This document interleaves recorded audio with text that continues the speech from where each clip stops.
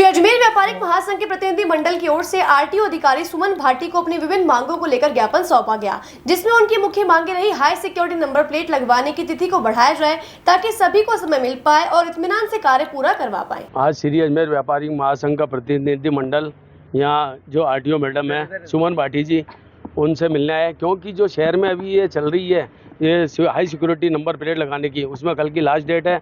और अजमेर शहर में श्री अजमेर व्यापार महासंघ के साथ 124 व्यापारी एसोसिएशन, लगभग 20,000 व्यापारी है।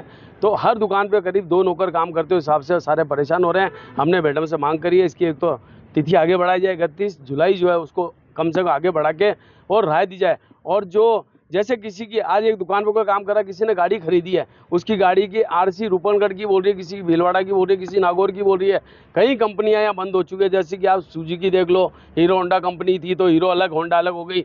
तो उनकी आरसीओ के लिए भी यहाँ से बताया जा रहा है कि आप भीलवाड़ा जाइए, आप नागौर जाइए। तो हमने मैडम को कहा है कि आप इस बात को, हमारी बात को आगे तक पहुँचाएँ और इसकी सारी व्यवस्था को, जैसे अजमेर का रहने वाला आदमी है तो अजमेर में उसकी गाड़ी का रजिस्ट्रेशन आरसी बननी चाहिए। और हमने आज मैडम को ये भी कहा है, हम डायरेक्ट अगर नहीं ये आगे नहीं बढ़ी तो हम डायरेक्ट हमारा व्यापारी महासंघ का प्रतिनिधि मंडल सीएम साहब से मिलेगा और उनको भी सारी समस्याओं से अवगत कराएगा। मैडम से पहले तो व्यापार बिल्कुल इतना कमज़ोर है, आदमी बहुत ही परेशान हो रखा है।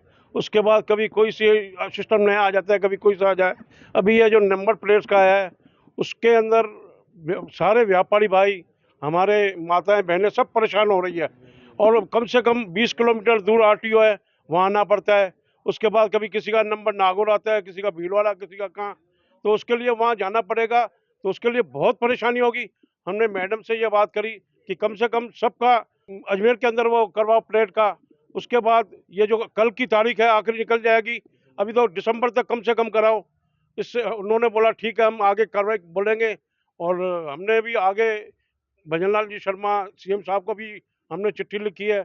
और कम से कम जो ये 300 रुपये हर माह जो ये लग रही है टैक्स, वो नहीं होनी चाहिए, क्योंकि बहुत गरीब है। गाड़ी उन्होंने 10,000 में ली, उनकी पेनल्टी 15,000 हो रही है। अब 10,000 की गाड़ी के ऊपर 15,000 पेनल्टी होगी तो वो कहाँ जाएगा? वो तो कबाड़ी में उसको गाड़ी देनी पड़ेगी। तो हमारा तो सब न्याय यही है कि कम से कम उनको टैक्स करके सबको फायदा दिया जाए।